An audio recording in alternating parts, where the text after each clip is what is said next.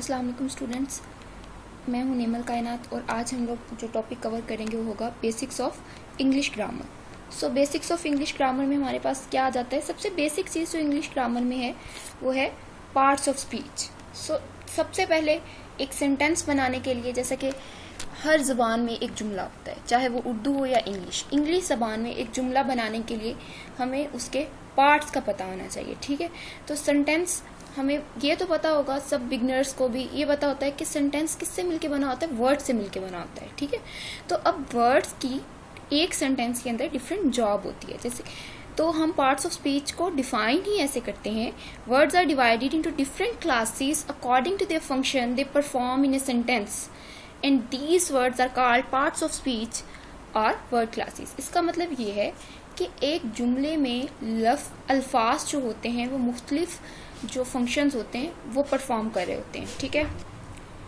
अच्छा जी, for example हम ले लेते हैं एक वर्ड है वर्क। ठीक है, अब जो वर्क है ये एज ए नाउन भी हम कंसीडर कर सकते हैं, एज ए वर्ब भी कंसीडर कर सकते हैं। ये हमें सेंटेंस में इसका फंक्शन बताएगा कि ये कब एज ए वर्ब आएगा, कब एज ए नाउन आएगा। इसी तरह एक वर्ड है बट। बट जो है वो हम as a conjunction and a preposition use करते हैं। वेल को हम एडवर्ब, एडजेक्टिव, इंटरजेक्शन के तौर पे यूज कर सकते हैं। ठीक है, जैसे कि बहुत सारे सेंटेंस हम देखेंगे जहां पे हम इसको डिफरेंट फॉर्म में यूज कर सकते हैं। ठीक है, नेक्स्ट हम इसकी एग्जांपल्स भी देखते हैं, इसके यूजेज की एग्जांपल्स देखते हैं। अच्छा जी, अब हमारे पास क्या होता है कि जो कुछ वर्ड्स जो हैं वो आपके पास तकरीबन 6 फंक्शंस जो हैं वो परफॉर्म कर रहे होते हैं। एक वर्ड 6 फंक्शंस को परफॉर्म कर सकता है। ठीक है, क्या क्या फंक्शंस हो सकते हैं, वो एज ए वर्ब एक्ट कर सकता है, एडवर्ब, प्रोनाउन, प्रेपोजिशन, कंजक्शन। ठीक है, सो अब हम नेक्स्ट देखते हैं कि ये असल में जो हम पार्ट्स ऑफ स्पीच कह रहे हैं ये होते क्या हैं। अच्छा, पॉइंट एक इम्पॉर्टेंट है आपके लिए रिमेम्बर करने के लिए कि आपके पास जो वर्ड होगा, वर्ड का ऐसा नहीं है कि वर्ड खुद ही बता देगा कि मैं प्रेपोजिशन हूँ। मैंने पहले भी कहा कि एक वर्ड प्रेपोजिशन भी हो सकता है, कंजक्शन भी हो सकता है। ये हमारे पास उस वर्ड का यूजेज होगा जो हमें ये बताएगा कि ये किस पार्ट्स ऑफ स्पीच से बिलोंग कर रहा है। Either it is a noun और ए वर्ब और ए एडवर्ब और एडजेक्टिव। ठीक है, अच्छा जी, हमारे पास जो पार्ट्स ऑफ स्पीच हैं 9 होते हैं ये बेसिकली। सो इसमें हमारे पास क्या क्या होता है, इसमें हमारे पास नाउन होता है, एडजेक्टिव होता है, प्रोनाउन होता है, verb, adverb, preposition, conjunction, interjection. सही, सबसे पहले हम देखते हैं नाउन। नाउन क्या होता है, नाउन कहते हैं नेम को। अब this name will be of a person, place, a thing और एनिमल और anything. When we are talking about name, जब हम किसी नाम की बात करें तो वो हमारे पास क्या है, नाउन है। एग्जाम्पल है जैसे कि Ali teaches English in Lahore. So अब यहाँ पे अली एक नाम है, इंग्लिश एक सब्जेक्ट का नाम है और लाहौर एक प्लेस का नाम है। ठीक, नेक्स्ट आ जाता है हमारे पास एडजेक्टिव। एडजेक्टिव हमारे पास एक्चुअली क्या होते हैं, ये हमारे पास ना क्वालिटी वर्ड्स होते हैं जो किसी चीज़ के मीनिंग को इन्हेंस करते हैं, किसी की खूबसूरती को बयान कर दें, किसी की बुराई को बयान कर दें, मतलब जो किसी के क्वालिटी को बयान करते हैं। ठीक है, सो जैसे कि गुड स्टूडेंट्स हो गए, ब्यूटीफुल पेंटिंग्स होगी। अब गुड जो है वो हमारे पास एडजेक्टिव है, ब्यूटीफुल जो है वो एडजेक्टिव। नेक्स्ट आ जाता है प्रोनाउन। प्रोनाउन हमारे पास वो वर्ड्स होते हैं जो हम नाउन की जगह पे यूज करते हैं, the words that are use instead of a noun. यहाँ पे हमारे पास क्या है, जैसे कि हम कह लेते हैं he, she, it, they, we. So all these are pronoun. इनको हम किसकी जगह पे यूज कर सकते हैं, इसको हम नाम की जगह पे यूज कर सकते हैं। ठीक है, जैसे कि हम बार बार जैसे कि यहाँ पे कह रहे हैं कि Ali is a teacher, Ali teach English, और बार बार अली की बजाय हम कह लें कि ही टीच इंग्लिश या ही टीच इंग्लिश इन लाहौर और वट एवर। ठीक है, नेक्स्ट आ जाता है हमारे पास वर्ब। वर्ब हमारे पास एक्शन वर्ड्स होते हैं जो किसी की एक्शन को या किसी की स्टेट को शो कर रहे हो।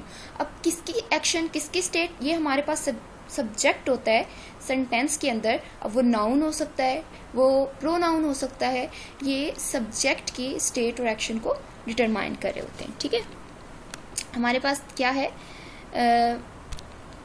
नेक्स्ट आ जाता है जैसे कि पिछली स्लाइड में हम देखते हैं, एग्जाम्पल थी यहाँ पे, जैसे कि he jumps, he reads, he run fastly, so all runs, jump and एक मैंने कुछ और बोला था, read, all these are verb, क्योंकि ये हमें क्या बता रहे हैं कि हमें उसका एक्शन बता रहे हैं। नेक्स्ट हमारे पास है एडवर्ब। अब एडवर्ब वो वर्ड्स होते हैं जो कि आपके पास वर्ब, एडजेक्टिव और किसी और एडवर्ब की क्वालिटी को इंक्रीज कर दें, किसी और के मीनिंग में एडिशन कर दें, तो हमारे पास क्या होंगे, एडवर्ब्स होंगे।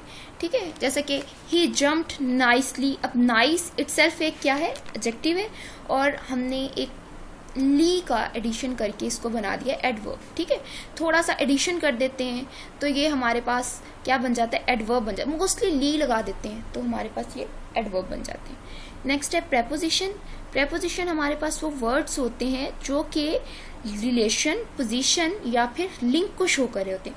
अब किसका रिलेशन, किसकी पोजीशन, किसका रिलेशन, एक्चुअली ये हमारे पास सब्जेक्ट में हमारे पास नाउन आ सकता है, प्रोनाउन आ सकता है, कोई एडजेक्टिव को हम यूज़ कर सकते हैं, एडवर्ब को सब्जेक्ट के तौर पे यूज़ कर सकते हैं। तो ये अब उनका रिलेशन किसके साथ शो कर रहा होगा, डेफिनेटली किसी ऑब्जेक्ट के साथ। सेंटेंस में जो ऑब्जेक्ट पार्ट होता है उसके साथ रिलेशन शो कर रहा होता है। ठीक है, सब्जेक्ट का रिलेशन ऑब्जेक्ट के साथ शो कर रहा होता है। जैसे कि देखिए, the book is on the table. अब बुक क्या है, हमारे पास एक सब्जेक्ट है, एक नाउन है, इज ऑन द टेबल, तो ये टेबल के साथ बुक का कनेक्शन शो कर रहा है। नेक्स्ट है कंजक्शन। कंजक्शंस जो होते हैं ये हमारे पास ज्वाइनिंग वर्ड्स होते हैं। दो नाउन्स को ज्वाइन कर देते हैं, दो सेंटेंसेस को ज्वाइन कर देते हैं, दो क्लॉजेस को ज्वाइन कर देते हैं, दो फ्रेजेस को ज्वाइन कर देते हैं। ठीक है, सो ये हमारे पास ज्वाइनिंग वर्ड्स होते हैं, जैसे कि teachers and students are here, so and is a conjunction. Next है हमारे पास इंटरजेक्शन। इंटरजेक्शंस वो वर्ड्स होते हैं जो हमारी सडन फीलिंग्स को एक्सप्रेस कर रहे होते हैं, लाइक जो हमारी इमोशंस होते हैं, सडन हैप्पीनेस होती है, सडन सैडनेस होती है, सो वो वर्ड्स जैसे कि hurrah, well, alas, all these are interjection. अच्छा, नेक्स्ट है कुछ सेंटेंसेस हैं जो डिफरेंट पार्ट्स ऑफ स्पीच से मिलके बन जाते हैं, जैसे कि एक सेंटेंस है स्टॉप। अब स्टॉप जस्ट एक वर्ड है और ये पूरा सेंटेंस बता रहा है कि रुक जाओ। ठीक है, अब ये क्या है, ये वर्ब से मिलके बना हुआ। ठीक है, वर्ब है और साथ में हमने ये इंटरजेक्शन का साइन डाल दिया, मतलब साइन ऑफ एक्सक्लेमेशन डाल दिया। नेक्स्ट है जॉन वर्क्स।